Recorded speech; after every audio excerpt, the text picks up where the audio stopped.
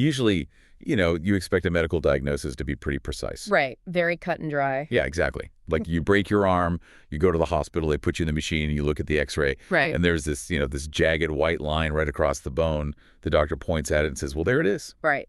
It's binary, broken or not broken. Exactly. You don't have to sit there and debate the philosophical meaning of the fracture with the doctor. You just, put a cast on it and go home. Yeah. But you've handed us a stack of research today for this deep dive that essentially, well, it basically throws that x-ray machine right out the window. It really does. Today, we are deep diving into your sources on qualitative research methods. And looking through these papers, all these methodological breakdowns and the ethical guidelines you sent over, it becomes incredibly clear that when you step into the actual world of human experience, complex social behaviors, trauma, corporate dynamics, hidden subcultures, the diagnostic landscape gets incredibly murky. Oh, it is the absolute definition of muddy waters. And, frankly, that ambiguity is exactly where the most profound human truths tend to hide. Right, because if quantitative research, like the realm of surveys, spreadsheets, and those 1 to 5 scales, if that is about counting the stars in the sky, qualitative research is about sitting down with someone and asking them what the night sky actually means to them. Like, what do they feel when they look up? I love that analogy. It's a fundamental shift in the entire goal of asking a question. If you look at the foundational text from Creswell in your stack of sources, he draws this boundary line beautifully. Quantitative research is deductive. Deductive. Right. You take an objective pre-existing theory, you look at the relationship among measurable variables, and you use statistical math to see if the theory holds up across a massive population. So you're trying to prove a universal rule. Exactly. But qualitative research is inductive. You aren't starting with a rigid top-down theory. You are starting from the ground up. You are gathering highly specific particulars like an individual's story or a subtle behavior in a single room, and you are building up toward general themes. You are honoring the messy complexity of a situation rather than trying to flatten it into a tidy spreadsheet. And it seems like, reading through this, a lot of modern research is realizing you actually need both, which your sources call mixed methods research. Yes, absolutely. You need the numbers to show you the scale of a problem, but you really need the stories to show you the texture of it. Precisely. Because if quantitative data tells you that, say, 60% of employees are leaving a company within their first year, that's a crucial metric. Huge red flag. Right, but it doesn't tell you why. Qualitative research is what you deploy to actually walk the halls, sit in the break room, and understand the toxic culture that is driving them out the door. So, to you, our listener, who provided this incredible roadmap, we are going to act as your guides today through the entire life cycle of this process. Because reading through this, I started to view the qualitative researcher as like a kind of master detective. Oh, that's a great way to look at it. Right. But instead of figuring out who committed a crime, you're trying to figure out why people experience their reality the way they do. And to do that, you have to find the right witnesses, get them to open up without leading them, observe them in the wild, dig through the artifacts they leave behind, and somehow, which sounds impossible, ensure you aren't just projecting your own biases onto the evidence. It is an intensely rigorous psychological and sociological undertaking. And like any good detective, the very first hurdle you face is figuring out who to actually talk to. Let's start exactly there.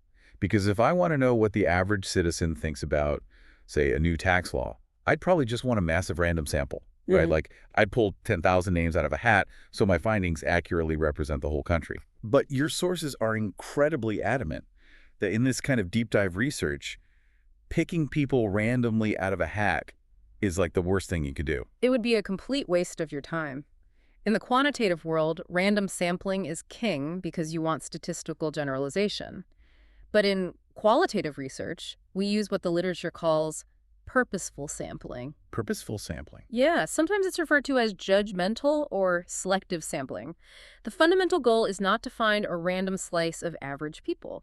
The goal is to purposefully select a specific group of individuals who are extraordinarily information-rich regarding the exact puzzle you are trying to solve. Okay, wait, I have to play devil's advocate for a second here. Go for it. Imagine I'm a researcher studying the impact of a controversial new school curriculum.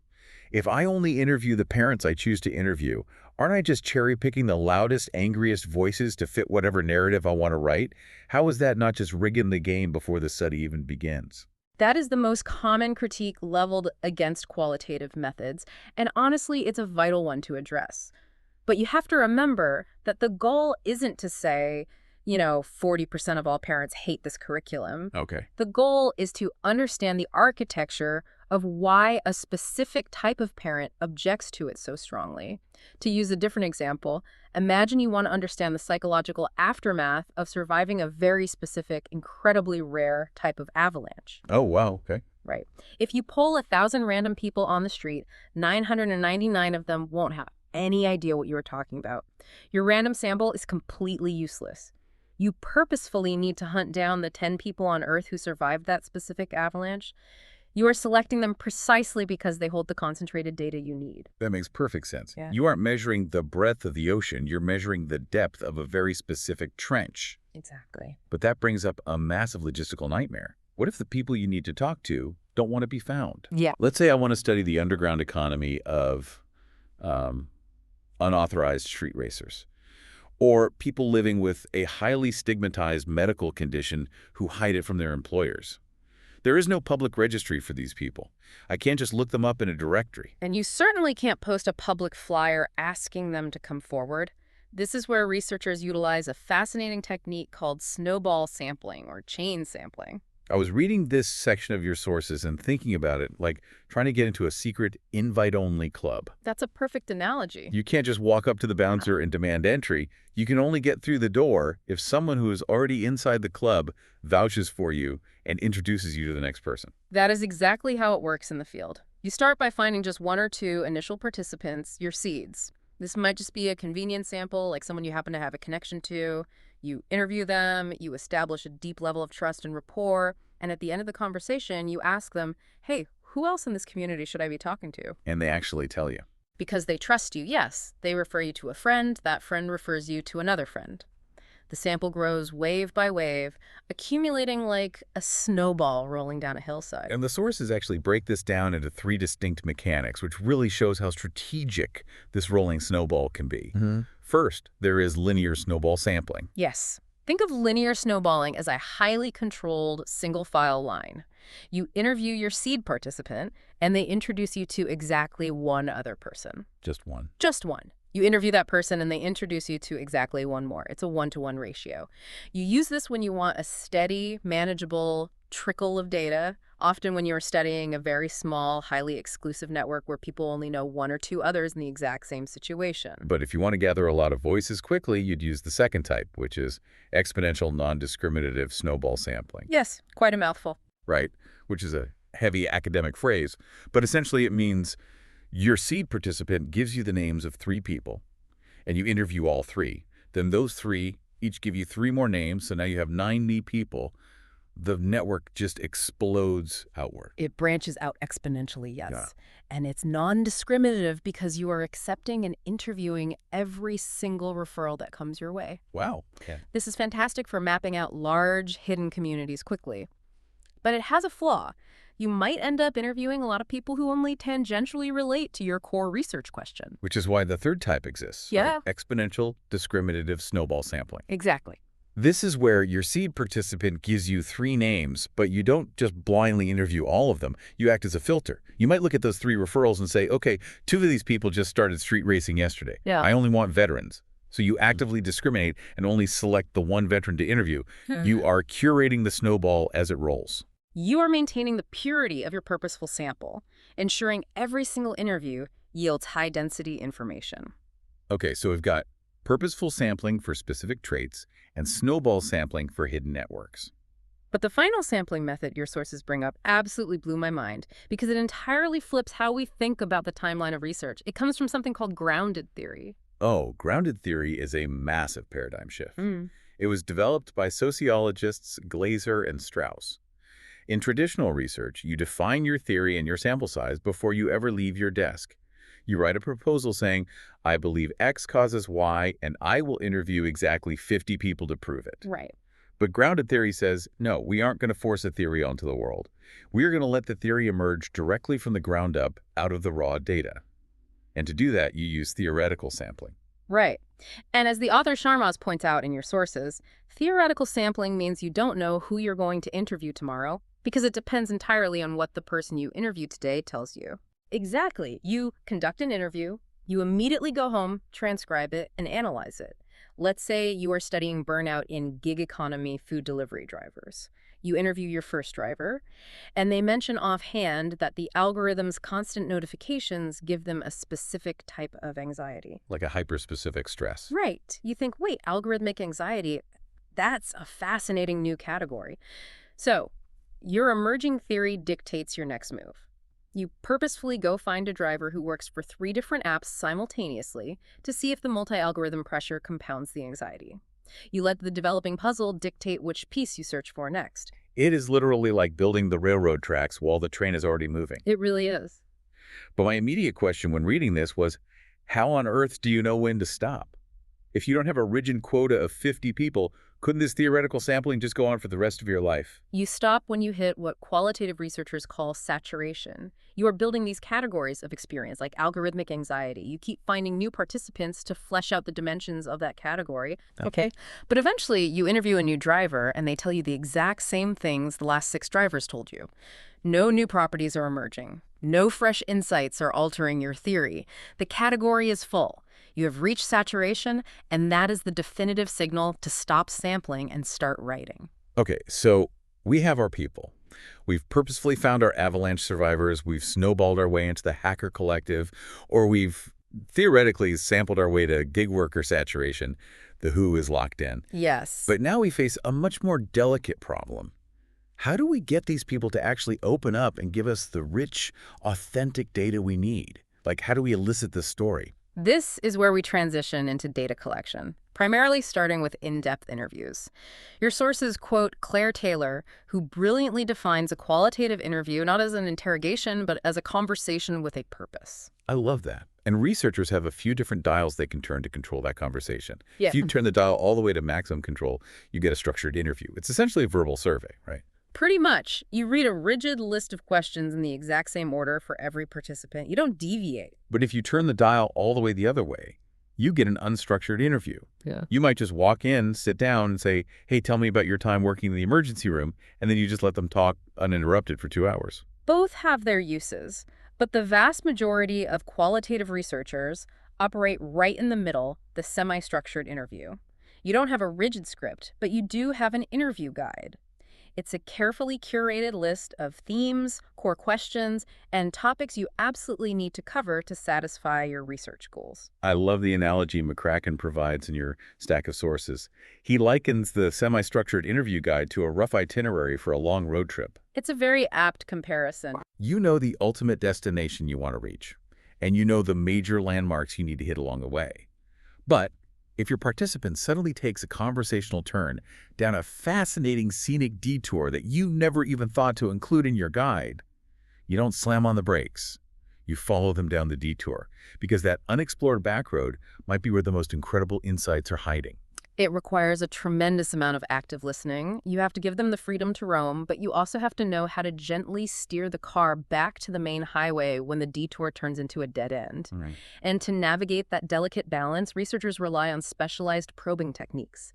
Michael Quinn Patton, a giant in the field of evaluation, outlines 4 specific types of conversational probes designed to get people to dig deeper into their own experiences without the interviewer leading the witness.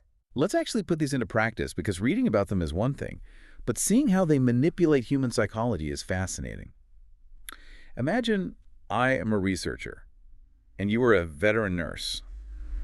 I am interviewing about your experience working during a massive crisis event at your hospital. Okay, I'm ready. If you just say to me, man, that Tuesday night shift was absolute chaos. Right. You can't just write down it was chaos. I need to know what chaos actually looks like. So I use the first tool, which is the detail-orientated probe. Right. These are your foundational journalistic anchors: who, where, what, when. So you would reply to me and say, when you say chaos, where exactly were you standing? Who was in the hallway with you? What were the alarms sounding like? I am forcing you to tether your subjective emotion chaos to objective concrete reality. Exactly. Because chaos means something different to everyone. You need the sensory details. Now, once I start describing the hallway and the alarms, you might want me to just keep going to keep the flow state alive. That's when you use the second tool, the elaboration probe. And this one feels almost entirely nonverbal or incredibly minimal. It's just me leaning forward, making sustained eye contact, and offering a gentle uh-huh or saying, wow, please tell me more about that moment. It's a psychological green light. I am signaling to you that the floor is entirely yours and your story is valuable. It builds incredible rapport. But let's say I'm talking fast and I say something convoluted like, well, the residents were panicking, so the attending just shut down, which meant the triage protocol completely inverted. Right, that's a lot of jargon. Exactly. You, as the researcher, need to make sure you aren't misinterpreting my professional jargon. Right. You deploy the clarification probe. So I would pause you and reflect it back. Okay, wait. So if I'm understanding you correctly, you felt that the senior doctor's lack of action actively worsened the panic among the junior staff. And this is brilliant because it accomplishes two things simultaneously. First, it verifies the accuracy of the data. But more importantly, from a psychological standpoint, people naturally want to correct the record. That's so true. Right. If your summary was slightly off, I will immediately say, no, it wasn't that the attending lacked action, it was that they were acting on outdated protocols. By trying to clarify, you forced me to articulate my experience with much sharper precision. And that leads to the final probe, which I think is a secret weapon just for everyday conversation, the contrast probe. Patton notes that sometimes people struggle to define an experience in isolation. It's hard to describe the taste of an apple if you've never tasted anything else. You have to give the respondent something to push off against. So, staying with our hospital scenario, instead of asking, how bad was that Tuesday shift, I would ask, you've worked in this ER for 20 years.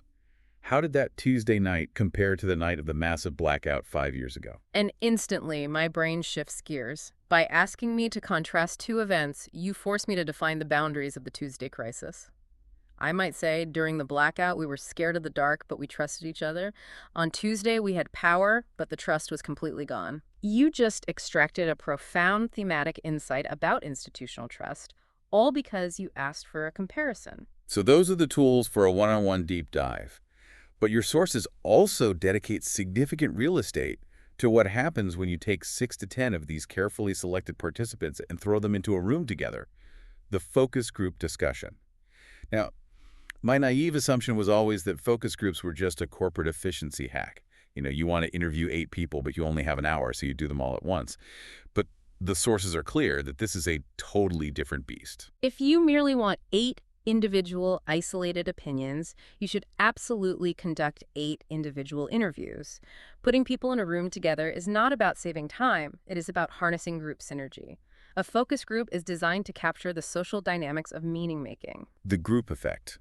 The sociologist Kitzinger, referenced in your papers, points out how being in a group stimulates memory recall. Yes, that's a huge factor. Imagine you have a focus group of first-generation college students discussing their transition to university. One student nervously shares a story about feeling intensely alienated during freshman orientation. Suddenly, someone across the table lights up and says, "Oh my God, I completely forgot about that. But the exact same thing happened to me, except it was in the dining hall." They start triggering dormant memories in each other, co-constructing a shared reality right there in the room. It's a beautiful process when it works. But the flip side is that human group dynamics are incredibly perilous. Whenever you put 8 humans in a room, you instantly generate a power hierarchy. Oh, inevitably. Right. As a moderator, you have to manage the dominant extroverted participant who tries to monopolize the conversation and dictate the group's opinion.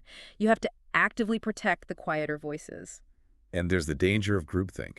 If 7 people in the room all passionately agree that a new company policy is fantastic, the 8th person, who actually hates it, might suppress their dissenting opinion just to maintain social harmony.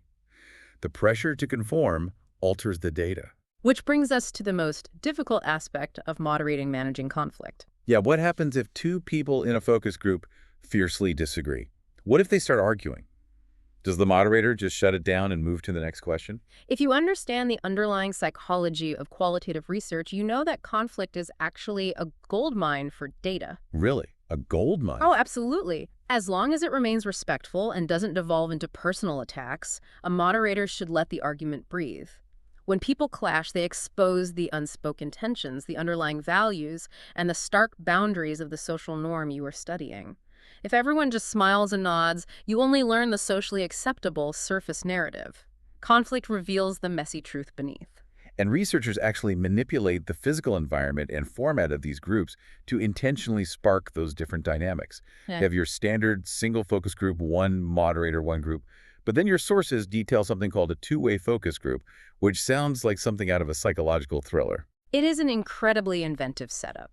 Imagine you have two distinct demographics, say, teenage consumers and elderly consumers. In a two-way focus group, you put the teenagers in a room with a moderator to discuss a topic. But sitting in the dark behind a one-way mirror is the focus group of elderly consumers, silently observing the teenagers. That is so wild. Right. After the teenagers finish, the second group has their own discussion, reacting entirely to what they just witnessed. You use the first group's authentic discussion as a massive living prompt to stimulate entirely reactive, unvarnished ideas in the second group. It's like Inception for qualitative data. Yeah. You are studying their reaction to the reaction, and then there's the dueling moderator focus group. This is a fantastic technique to shatter complacency in a room. You have one group of participants, but two moderators. And those two moderators are instructed to intentionally stage a debate. They present drastically different, opposing viewpoints on the topic at hand. So if the group is discussing remote work, moderator A passionately argues that it destroys company culture, and moderator B fiercely argues it is the only humane way to work. Precisely. This disparity shatters the polite consensus of the room. It forces the participants to break out of conventional, middle-of-the-road thinking. They naturally align with one side or the other, and they are inspired to strongly articulate and defend their own positions in response to the moderator's conflict. Now, to truly understand how any focus group evolves from a room full of awkward strangers into a high-functioning data generation machine, your sources apply a classic psychological framework, Tuckman's stages of group development. This was built in 1965 to understand teams, but it maps perfectly onto the 90-minute life cycle of a focus group. Can you walk us through the psychology of what happens to a group of strangers when the door closes? It is a predictable, deeply human arc that happens in 5 distinct stages. Stage 1 is forming. Think about any meeting you've ever walked into with strangers. This is the orientation phase. Everyone is polite, highly guarded, and anxious. They are scanning the room, trying to figure out the unspoken rules, and looking entirely to the moderator for leadership and safety. No one is going to share their deepest trauma in Stage 1. Right, this is the small talk phase. Nice weather we're having. It's self-preservation. But eventually, the polite veneer cracks, leading to Stage 2, storming. Storming is where the evolutionary psychology of hierarchy kicks in. Participants start testing the boundaries. Power dynamics emerge. People begin expressing differing viewpoints to see who aligns with whom. This is where dominant personalities might challenge the moderator for control of the narrative, and where the valuable conflict we discussed earlier flares up. The group is literally weathering a storm of interpersonal friction to figure out where everyone stands. And if the moderator successfully steers the ship through the storm without the group fracturing, they reach Stage 3, norming. Norming is the creation of cohesion. Because they survive the conflict of the storming phase, mutual trust begins to form. A rhythm develops. Turn-taking becomes natural without the moderator having to point at people. They have collectively established the social norms, the inside jokes, and the emotional safety net for this specific hour of their lives. Which sets the stage for the absolute magic. Stage 4, performing. This is the peak of the mountain. This is where the rich, high-quality, qualitative data is finally generated. The dialogue is authentic, spontaneous, and deeply focused. Participants are no longer looking at the moderator, they are looking at each other, actively challenging and building upon each other's ideas to co-construct insights. The group has become a unified, self-sustaining organism of meaning-making. And then suddenly, the time is up. Stage 5, adjourning. Closure. The moderator has to carefully wind down the emotional energy, summarize the journey they just went on, especially if the topic was sensitive, and formally dissolve the temporary community they built. Observing how quickly a group moves through these stages and capturing the nonverbal cues, like who physically leans away from whom during the storming phase, is all vital data for the researcher. Okay, let's take a mental step back. If words are the map, observation is the territory. We have interviewed individuals, we have generated synergy in focus groups, but there's a fundamental truth in psychology. People don't always do what they say they do. Absolutely not. Sometimes they lie. Sometimes they just lack the self-awareness to articulate their own behavior. If a researcher really wants to know what happens in a chaotic emergency room or a tense corporate boardroom or an underground hacker collective, they can't just sit in a sterile interview room. They have to leave the facility and step into the messy reality of the participants' actual world. This brings us to participant observation. This introduces a critical scientific concept, ecological validity. When you bring a teenager into a lab to ask them about how they use social media, you have removed them from their natural ecology. You are artificially controlling the environment, and their behavior will artificially adapt to that control. Participant observation argues that to truly grasp the meaning of a social world, you must observe it in its native habitat with as little artificial interference as possible. And the researcher has to make a profound choice about exactly how embedded they are going to get in that habitat.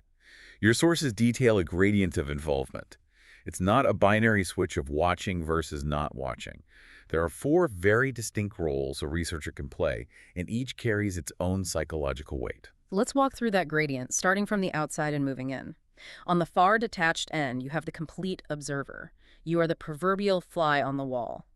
Imagine a researcher sitting in the back corner of a busy public coffee shop studying how strangers negotiate personal space. You are taking copious notes, but you have absolutely no direct interaction with the people you are observing.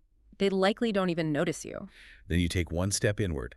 Observer as participant. Here, your primary objective is still observation, but you are no longer hiding. Your identity as a researcher is fully known to the group, and you might interact slightly. Think of a researcher sitting in on a high-stakes corporate board meeting to study executive decision-making. So everyone knows why you're there. Exactly. Everyone at the massive oak table knows why the researcher is sitting in the corner. During a coffee break, the researcher might ask the CEO a quick clarifying question, but they are absolutely not voting on the board's decisions. They are an acknowledged outsider looking in. But what if you step further in, participant as observer? Now the balance of power shifts. You are actively participating in the daily activities of the group, but your identity as a researcher remains transparent. Imagine you want to study the grueling subculture of a high-end restaurant kitchen. As a participant, as observer, you actually get a job chopping vegetables on the prep line. You are sweating it out during the dinner rush alongside the chefs, experiencing the visceral reality of the kitchen. But they all know you are ultimately writing a dissertation about them. And then we reach the absolute extreme end of the spectrum, the complete participant. Total immersion. You are fully embedded as a genuine member of the group, performing all the duties, sharing all the risks, and crucially, in many cases of covert research, the group has absolutely no idea you are a researcher. You are living a double life. But wait, this brings up a massive methodological red flag. If we go back to the idea of the observer effect, the concept that people change their behavior when they know they are being watched. If I know a researcher sitting in my boardroom analyzing my leadership style, I am going to suddenly act like the most ethical, patient, visionary leader on earth. I'm going to perform for the scientist. You are absolutely right. In psychology, we call this reactance. Participants will inevitably respond to the pressure of social desirability. This is the inherent flaw of the middle 2 roles. If they know you are watching, they will perform. Which is why some researchers feel pushed toward becoming a complete, covert participant to capture untainted natural behavior. But becoming a complete participant introduces a terrifying psychological danger on the other side. The sources explicitly warn about the phenomenon of going native. And to illustrate this, they reference one of the most famous and frankly wildest psychological studies in history, Leon Festinger's 1956 study of a doomsday cult. When prophecy fails. It is a masterclass in the perils of observation. Festinger and his graduate students found a UFO-based religious cult led by a woman who claimed she was receiving messages from aliens. The core belief was that a massive flood was going to destroy the world on a specific date, but true believers would be rescued by a flying saucer. So Festinger realizes he has an unprecedented opportunity to study cognitive dissonance. What happens to the psychology of a zealot when the date arrives, the world doesn't end, and the UFO doesn't show up? But he can't just knock on the door and say, "Hi, I'm a researcher here to study your inevitable disappointment." They would slam the door in his face. Exactly. So Festinger and his students infiltrated the cult as complete participants. They pretended to be true believers, they quit their jobs, they cut ties with their families, and they moved into the cult's compound to wait for the aliens. They immersed themselves entirely in the emotional intensity, the paranoia, and the profound social bonding of this marginalized group. And what happened? I mean, how do you maintain scientific objectivity when you are sleep-deprived and surrounded by people terrified of the apocalypse. You don't. That's the cautionary tale. The pressure of the environment was so intense, the psychological need to belong to the group they were inhabiting became so strong that some of the graduate student researchers actually started to break. Oh, wow. Yeah, they stopped taking field notes, they stopped reporting back to Festinger, the immersion worked too well, they lost their scientific detachment, and genuinely bought into the delusion. They went native. That is terrifying. Yeah. You walk into the forest to study the wolves, and you end up howling at the moon. It highlights this incredibly delicate tightrope that qualitative researchers have to walk every single day. It is the dynamic tension between the emic perspective and the etic perspective. The emic view is the insider's perspective, deeply feeling and understanding the culture, the empathy required to know why the cult members believed. But you must constantly pull yourself back to the etic view, the outsider's analytical, detached perspective required to actually translate that empathy into objective scientific data. Lose the emic and your research is shallow. Lose the etic and you go native. Okay, so people alter their behavior when watched. They might even recruit the watcher. How do we get around this? We transition to the artifacts. Because even when people lie in interviews, even when they perform for the observer, they inevitably leave behind a massive, silent paper trail, a breadcrumb trail of their true lived experience. We are talking about document analysis. And as Michael Quinn Patton, whom we discussed earlier, points out, the immense unobtrusive strength of a document is that it was not created for the researcher. An interview transcript is a co-creation between the subject and the scientist. But a diary entry, a leaked corporate memo, a faded photograph, those exist entirely independently of the researcher's gaze. They are completely immune to observer effect. Your stack of sources categorizes these artifacts beautifully, expanding way past just dusty library archives. First, you have textual documents. This is the classic stuff: public records, court rulings, organizational policies. But the real gold is in the private texts. Personal diaries, handwritten letters from a soldier, or even frantic late-night emails between stressed coworkers. Private texts give you unfiltered access to the inner emotional world and the hidden organizational realities that would never, ever be spoken aloud in a formal focus group. Then you have visual documents: photographs, maps, children's drawings. The sources mention these are incredibly powerful for elicitation.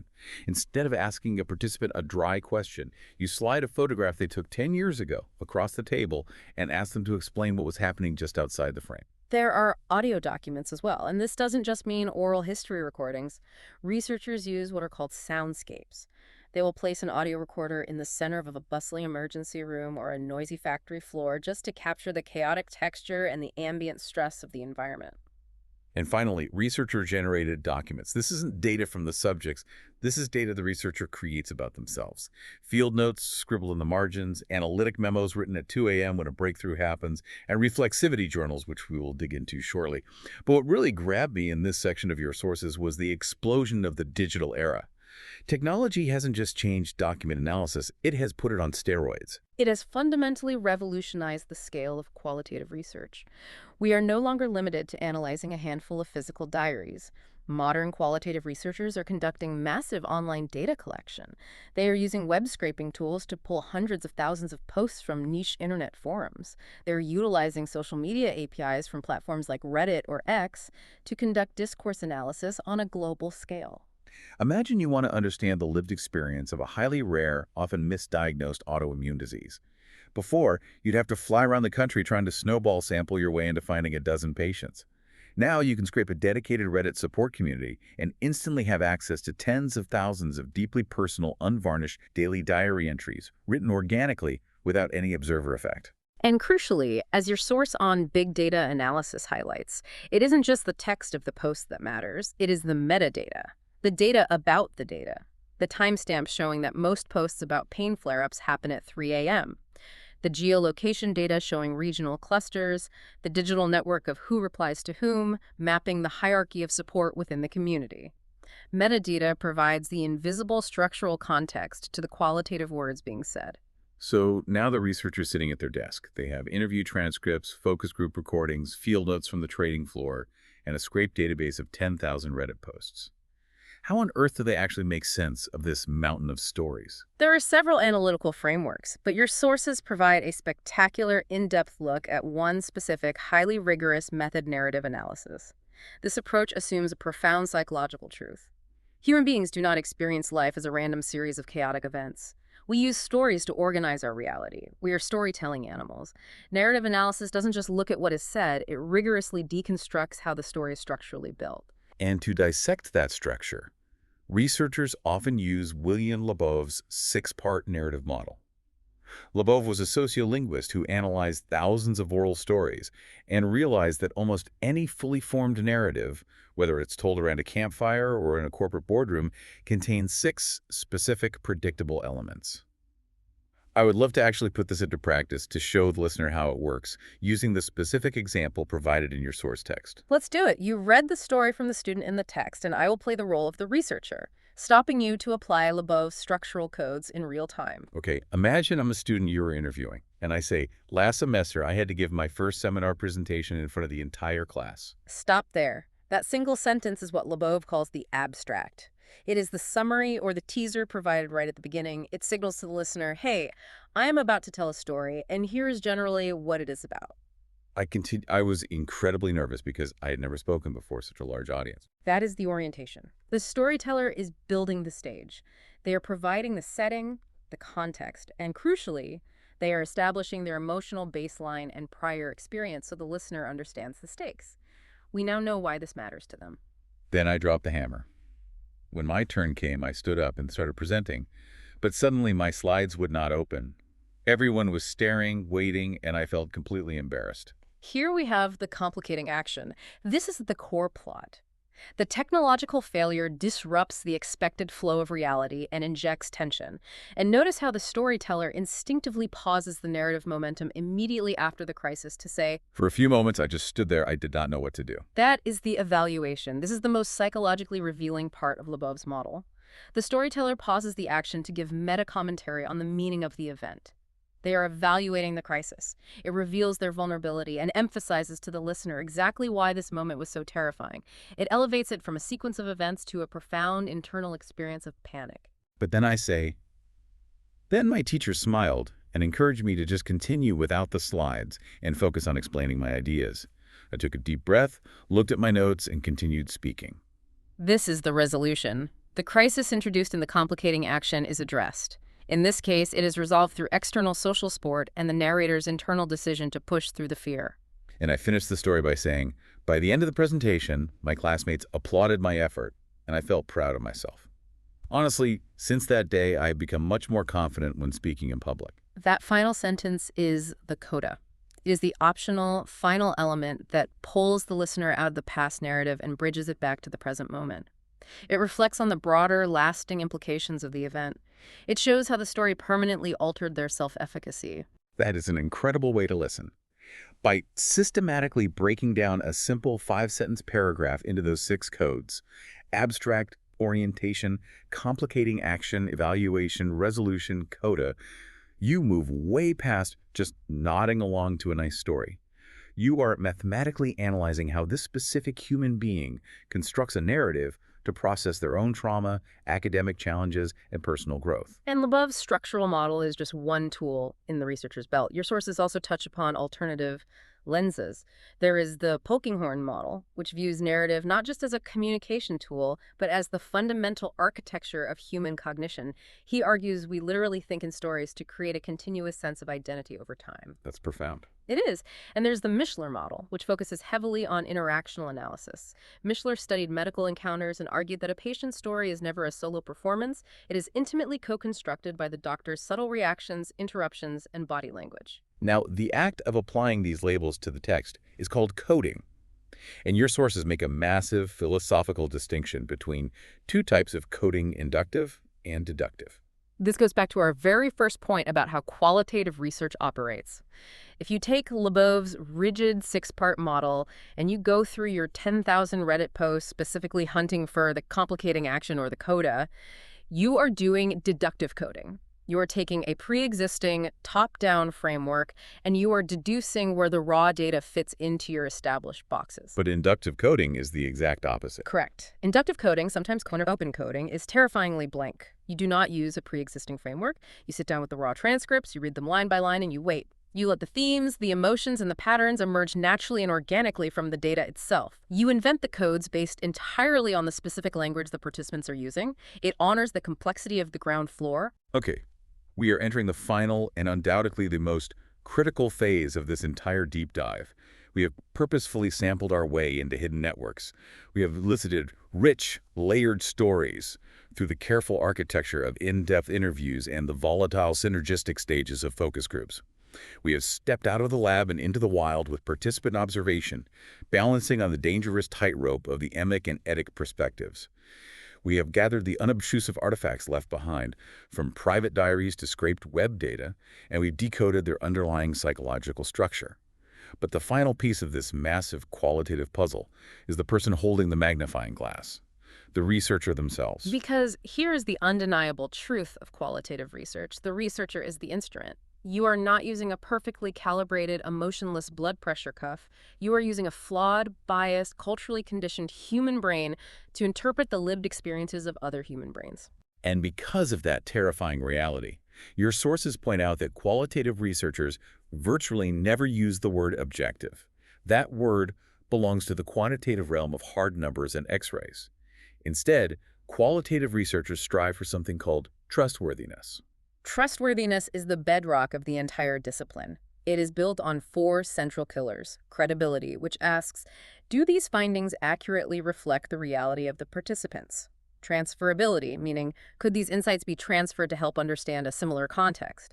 Dependability, which is, if another researcher followed my exact documented steps, would they understand how I arrived at these conclusions? And confirmability, are these findings clearly derived from the actual data and not just fabricated from the researcher's imagination? And the primary weapon researchers use to prove this trustworthiness is triangulation, right? Exactly. Think of triangulation like navigating a ship. If you only have one compass reading, you might be lost. You need multiple points of reference. If you are studying a corporate culture and an employee tells you in an interview that morale is terrible and management is abusive, that is one data point. It's compelling, but is it credible? So you need more proof. Right. To triangulate it, you conduct participant observation. You sit in the office for a week and witness managers openly yelling at staff. Now you have 2 points. Then you conduct document analysis. You pull the HR exit interview records and find a staggeringly high turnover rate citing hostile leadership. You have now triangulated the finding across interviews, observation, and artifacts.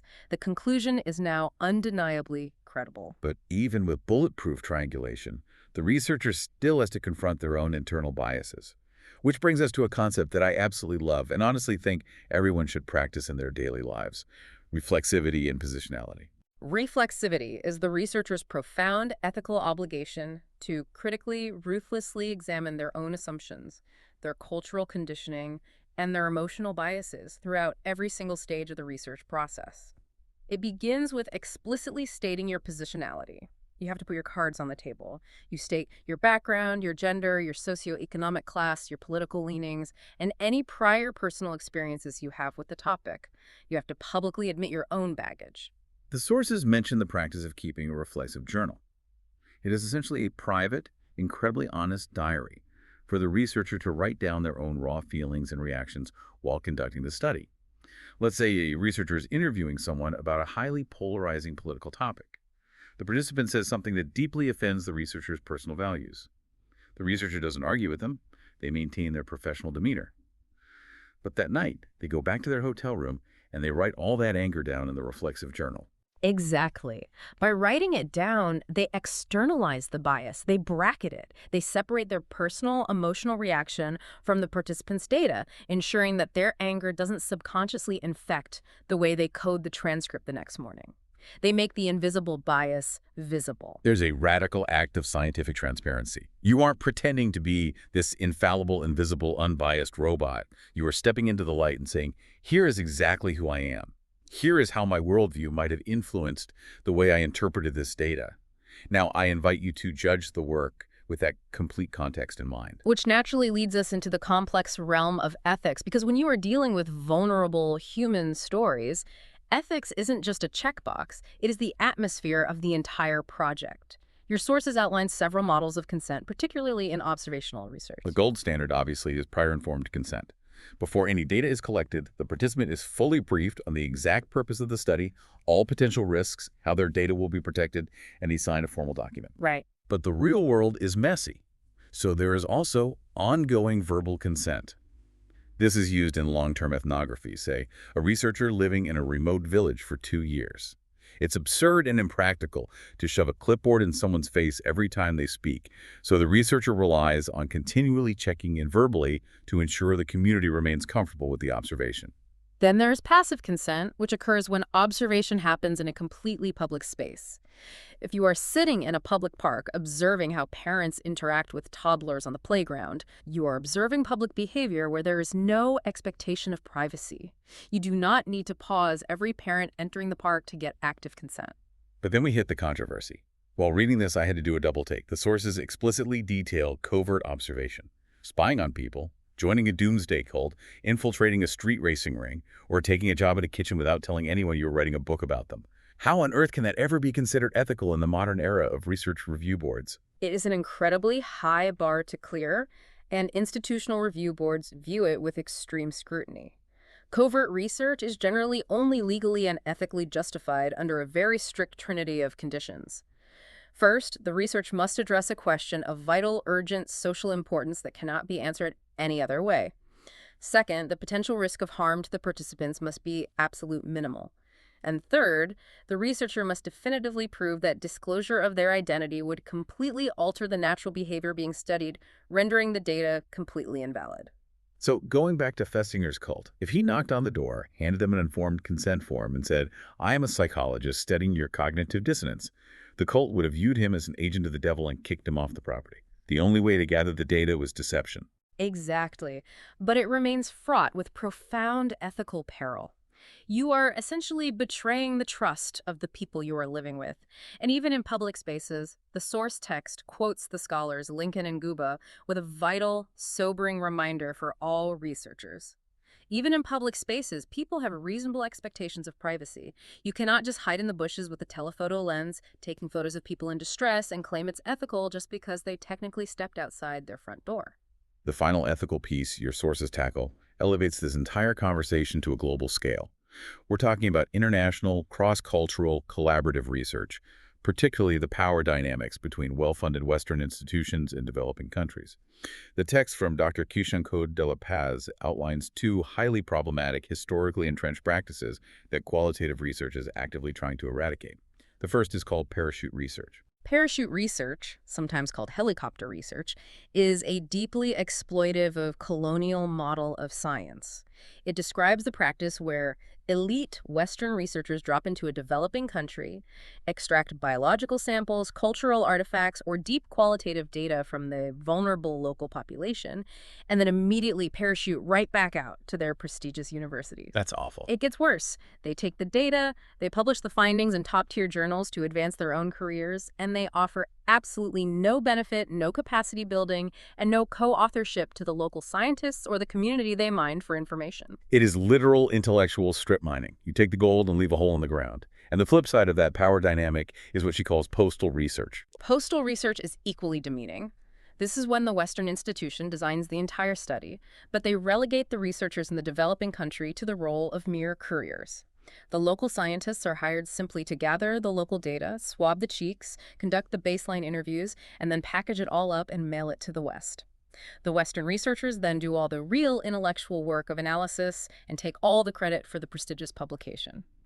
The local researchers are treated as field hands, not intellectual partners. The sources forcefully argue that true modern collaborative research demands justice, fairness, and capacity building. It requires co-designing the study from day one, respecting the unique cultural agendas of all partners, sharing leadership and authorship equally, and above all, ensuring that the research actually benefits the local community that provided the stories in the first place. It is about striving for equity, not just efficient data extraction. Because ultimately, whether you are running a focus group in a sleek corporate office in Manhattan or conducting a multi-year covert ethnography in a rural village halfway across the world, the ethical core of qualitative research remains exactly the same: a profound, unwavering respect for the human beings who are trusting you with their lived reality. Well, looking at the sheer volume of sources you provided, listener, we have been on an incredible, sprawling journey today. We started by throwing out the rigid X-ray machine and embracing the muddy waters of human meaning. We learned how to intentionally hunt down the exact right voices through the precision of purposeful, snowball, and grounded theoretical sampling. We learned the psychological architecture required to elicit rich, layered stories, navigating the scenic detours of semi-structured interviews with Patton's probes, and managing the volatile, synergistic storming and norming stages of focus groups. We stepped completely out of the lab and into the wild with participant observation, balancing on the terrifying psychological tightrope between the emic insider and the etic outsider to avoid going native.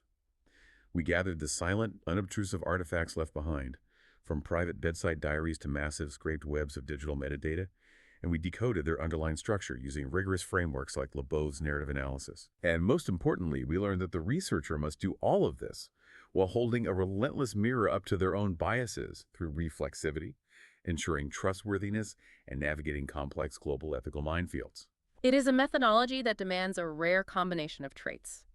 It requires as much deep human empathy and self-awareness as it does cold analytical rigor. It really does. It requires you to be a detective with a heart. And as we wrap up this deep dive, there was one thought that kept nagging at me, specifically while we were discussing the digital era of document analysis. Given how heavily modern qualitative research now relies on pulling those unobtrusive, massive digital footprints. It raises a rather provocative question for all of us living our lives in the modern world. Exactly. Because think about it. Every single day, you wake up and you post on social media, you leave metadata trails with every click, every purchase, every location ping. You write public reviews, you argue in Reddit threads, you generate endless visual and textual digital artifacts. You are constantly, relentlessly leaving a trail of high-fidelity breadcrumbs about your deepest behaviors and values. Are we all, right now, unknowingly participating in a massive, ongoing, global ethnographic deep dive every single time we log online? If scraping algorithms are constantly coding our digital diaries for inductive themes to predict our behavior, what does that actually mean for a reasonable expectation of privacy in the digital public square? Yeah. When our entire lives become the raw data, who is the researcher holding the magnifying glass? That is a profound structural question, and it is something we all need to mull over very carefully the next time we casually hit accept on a 50-page terms of service agreement. Thank you so much for joining us on this deep dive. We hope you walk away looking at your own daily interactions, the stories you construct, the group dynamics of your next meeting, and the digital artifacts you leave behind through the sharp, empathetic lens of a qualitative researcher. So the next time someone tries to hand you a simple, clean, binary X-ray of a complex human problem, remember to ask what the muddy waters are hiding.